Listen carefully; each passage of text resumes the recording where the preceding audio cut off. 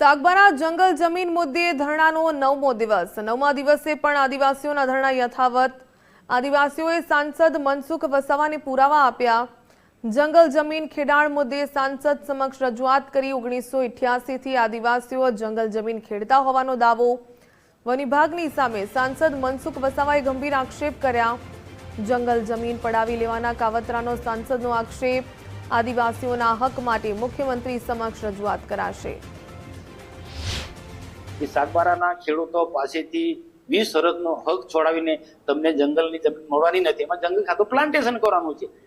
આ જંગલની જમીન સાગબારા પાસેથી છોડાવી અને ઉમરપાડાના આદિવાસી ખેડૂતોને મળે એવું હોત તો મને કોઈ વાંધો નહોતો, પણ એ આદિવાસીને ત્યાં મળવાની જ નથી, ઉમરપાડાના ખેડૂતોને એ મળવાની નથી। એ જમીનમાં જંગલ ખાતું પ્લાન્ટેશન કરવાનું છે, એટલે આદિવાસીઓને અંદર લડાવવાના ધંધા આ જંગલ ખાતાના લોકો, ખાસ કરીને ત્યાંનો ડીએફઓ અને એસીએફ ત્યાં આ પ્રકારના કૃત્ય કરી રહ્યા છે। આદિવાસીને લડાવવાના અને પોતાના પ્લાન્ટેશન કરી અને કરોડો રૂપિયા, લાખો રૂપિયા કમાવાના આ જંગલ ખાતાના ધંધો છે।